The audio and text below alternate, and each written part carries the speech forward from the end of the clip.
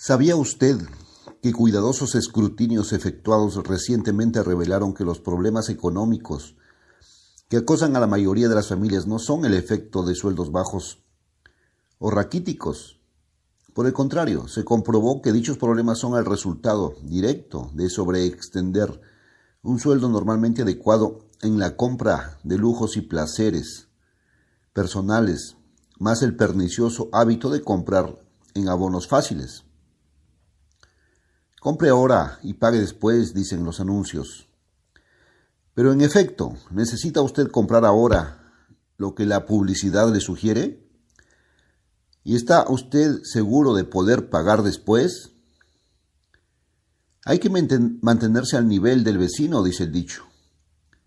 Por todas partes se ven apremiantes anuncios alentando esta idea. Se hace aparecer como anticuado o erróneo el no luchar y competir y codiciar todas las posesiones materiales que posee el vecino. La idea moderna es apodérate de cuanto puedas mientras tengas oportunidad. El incesante apremio por sobresalir, lo cual usualmente significa adquirir más dinero y propiedad material, se ha convertido en cosa de idolatría. Está cegando la mente y los corazones de millones, impidiéndoles ver la vida feliz y abundante que Dios quiere para ellos. Hace unos años la popular gaceta religiosa titulada El Feligrés Canadiense publicó un sobrio artículo en el que revelaba el efecto que esta idolatría material produce en los cristianos africanos que estudian en los Estados Unidos y el Canadá. En cierta ocasión uno de dichos jóvenes dijo: antes de venir a este país a cursar mis estudios yo era un buen cristiano. Mi anhelo era convertirme en un médico misionero. Pero ahora soy ateo. ¿Por qué?, le preguntó sorprendido su interrogador. Porque desde que vine aquí he descubierto que el hombre blanco tiene dos dioses. Uno, acerca del cual nos enseña, y otro, a quien él ora. En la escuela de la misión me enseñaron que las doctrinas tribales de mis antepasados, quienes adoraban imágenes y creían en hechicerías, eran erróneas y casi absurdas. Pero aquí ustedes adoran imágenes más grandes, carros y artículos eléctricos. Francamente, yo no veo la diferencia entre lo uno y lo otro. ¿Asombroso? No debería serlo, salvo que la mayoría de la gente se pega tanto a sus pecados que le es imposible verlos. Vivimos en la sociedad que se dice cristiana, pero que está basada en la codicia y la ambición de poseer más y más cosas materiales. El frenético esfuerzo por competir con otros y destacar es el origen no solamente de la mayoría de los problemas económicos, sino la real causa de muchas enfermedades físicas y mentales, de hogares divididos y vidas frustradas.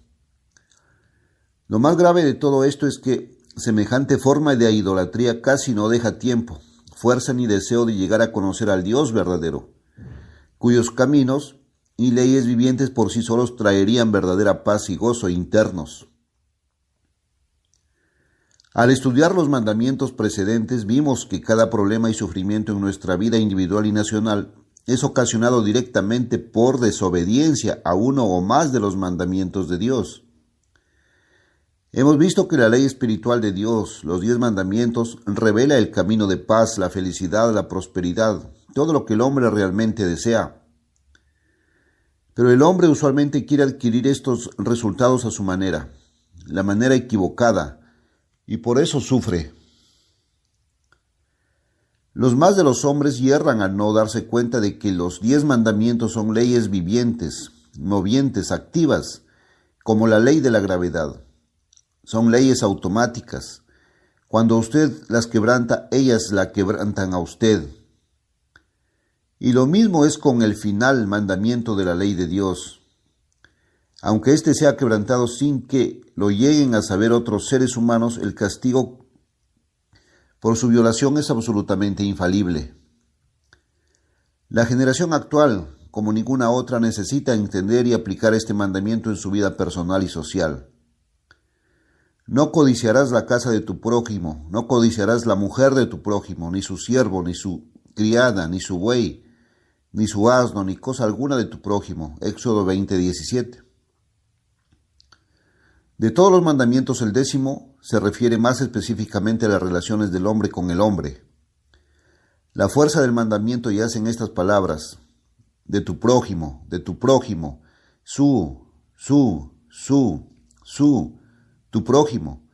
Este es un séptuplo que protege los intereses del prójimo. No es malo desear lícitamente una esposa o un sirviente o un buey o un asno, pero cuando el objeto admirado está legítimamente fuera del alcance de quien lo admira, la admiración transformada en deseo de posesión quebranta el mandamiento. Aunque este mandamiento trata más obviamente con relaciones humanas y físicas, el requisito espiritual del mismo es en cierta manera más rígido que cualquiera de los que le han precedido. Este mandamiento regula hasta los pensamientos de la mente y el corazón del hombre. Los más de los hombres miran el pecado como algo exterior o de tipo físico. No se dan cuenta de que el carácter justo y santo que Dios se propone formar en nosotros demanda que aún nuestros pensamientos sean purificados del todo hasta llegar a pensar como Dios piensa. La acción va seguida del pensamiento. Usted es lo que usted piensa. Si usted secretamente rechaza las normas de Dios y sus caminos, si en su corazón codicia algo que no puede ni habrá de llegar a poseer legítimamente con su bendición, entonces, tarde que temprano, esta rebelión mental exteriorizará el pecado. Luego las acciones procederán a contender contra Dios y a desafiarlo, a quebrantar su ley, porque eso es lo que los pensamientos han venido haciendo desde un principio. Este mandamiento penetra toda la cristiandad superficial y revela si en verdad el individuo ha vendido su voluntad a su hacedor. Es un principio escudriñador e imponente, pero es un mandamiento que usted debe aprender a obedecer si alguna vez ha de recibir vida eterna y gloria en el reino de Dios. Obviamente, cuando toda la eternidad esté implicada, Dios no dará vida eterna a uno que en su mente y corazón desdeñe el carácter y el modo de vida que Él se propone formar en todos aquellos que integren su reino. De manera que cuando determinemos hacer tratos con el Dios verdadero, hemos de dejar a un lado las tonterías y no seguir engañándonos más en lo tocante a la religión. Porque o bien llegamos a amar al Creador Dios y sus caminos y leyes con todo nuestro ser, o automáticamente empezamos a resentir su autoridad y gobierno sobre nuestras vidas. Allí es donde entra el 10º mandamiento, porque demuestra la autoridad de Dios aún sobre nuestros íntimos pensamientos. Nosotros debemos aprender a pensar como Dios piensa. Haya pues en vosotros este sentir, modo de pensar, que hubo también en Cristo Jesús. Filipenses 2:5. Mediante el Espíritu de Dios en nosotros tenemos que pelear la batalla de la fe, subyugar la codiciosa naturaleza humana que está en nosotros y finalmente triunfar cautivando todo intento a la obediencia de Cristo. 2 Corintios 10:5. Esta es la meta final del verdadero cristiano, que será alcanzada plenamente en la resurrección. Pero durante esta vida hemos de crecer en el carácter de Dios. Tenemos que aprender como lo hicieron los justos de antaño, Enoc, Noé, Abraham y otros siervos del Altísimo, a caminar con Dios. Debemos andar en su senda, hacer lo que Él hace, pensar como Él piensa. ¿Y cómo lograrlo si la mente normal del hombre está llena de egoísmo, vanidad, envidia, codicia, odio, lujuria, completamente cortada de los caminos y pensamientos de Dios? Isaías 55, 8 y 9. Eso sería imposible sin que se operase en nosotros un cambio de mente. Por eso Jesús recalcó la importancia de hacer cambiar, convertir y limpiar nuestras mentes cuando dijo: bienaventurados los de limpio corazón, porque ellos verán a Dios. Mateo 5:8. Especialmente desde la Segunda Guerra Mundial, nuestra sociedad vive la vida con más apresuramientos. Estamos siempre deprisa por hacer más dinero, Tenemos prisa por divertirnos, por sacarle el mayor partido a la vida. Por muchos medios se nos enseña que hemos de competir con nuestros semejantes para ganar posiciones sociales y superioridad material. Hemos llegado a ansiar lujos materiales que en algunos casos eran completamente desconocidos hace apenas 2 generaciones. Se nos urge a gastar más de lo que ganamos, que hagamos más de lo debido.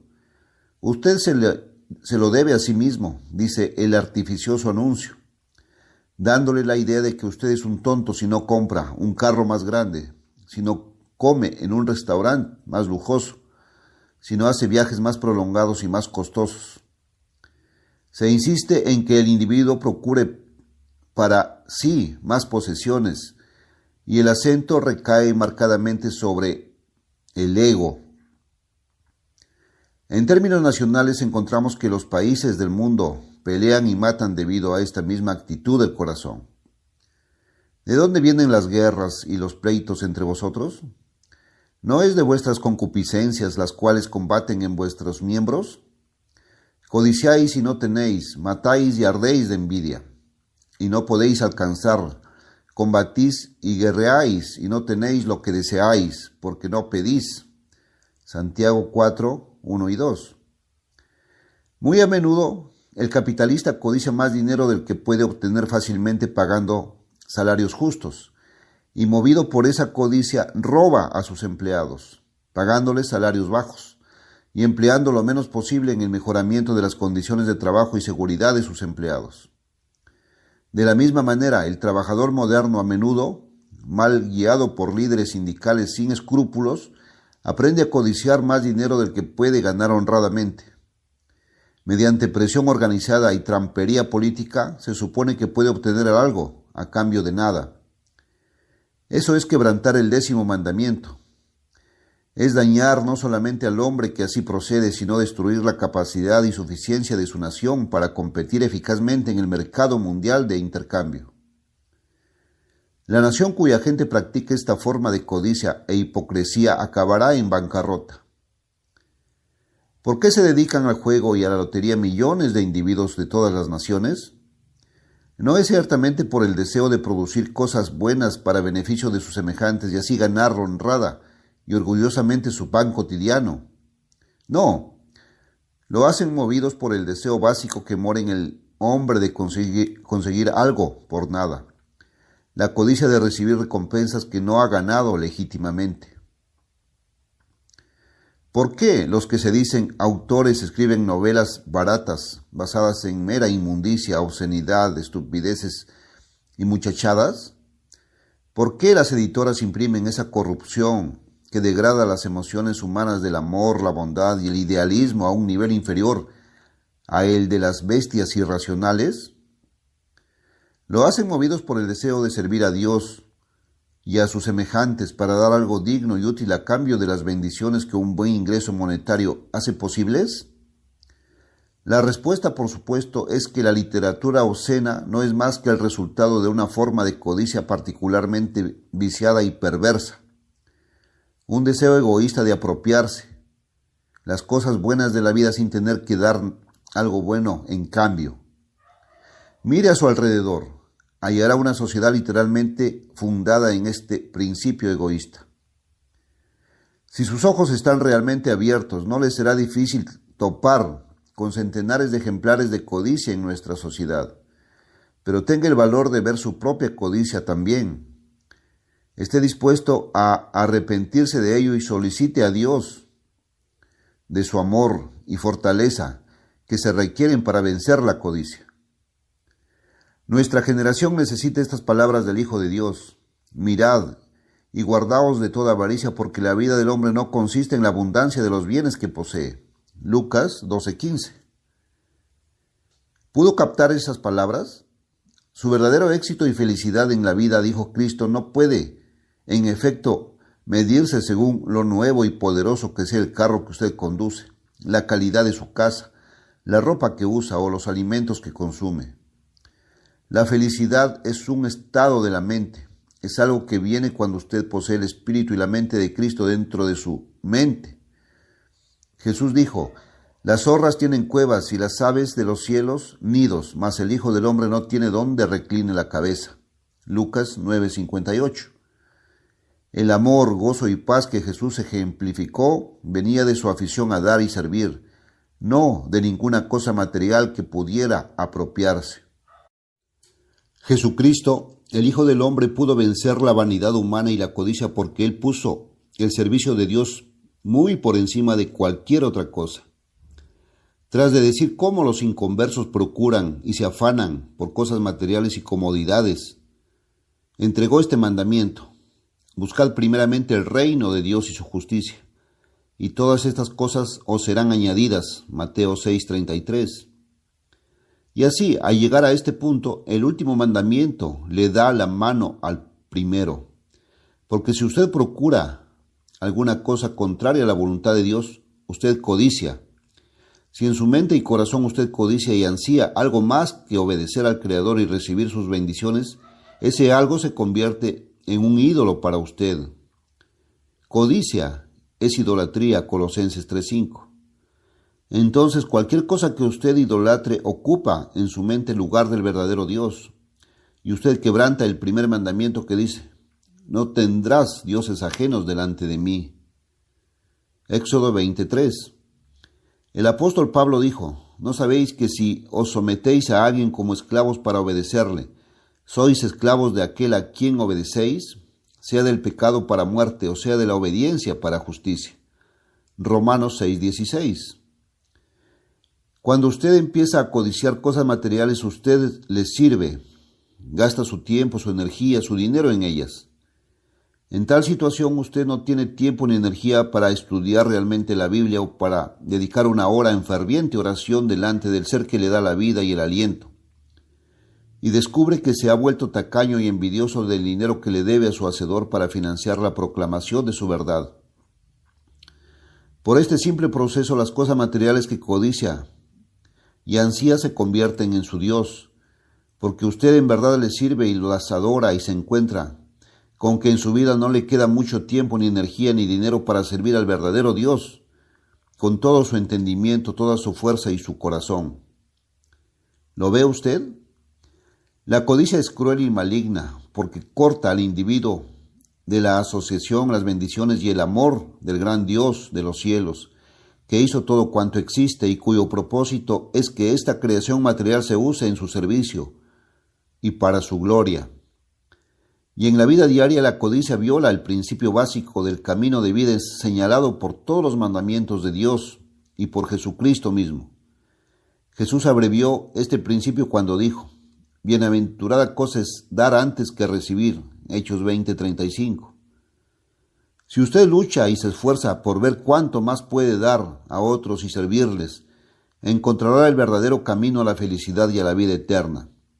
Para ello usted tendrá que pedir a Dios su ayuda y su espíritu, pero encontrará que esta actitud positiva es la única forma de poder guardar el 10º mandamiento. Si aprende a servir a sus semejantes con sinceridad, amor e inteligencia y a servir y adorar al verdadero Dios, sentirá que en efecto ha cumplido algo digno en esta vida y su gozo será indescriptible. Y en el mundo de mañana usted recibirá vida eterna y gloria en un gobierno divino basado literalmente en el principio del amor, de la generosidad, del gozo de servir y contribuir a la imperecedera felicidad de otros.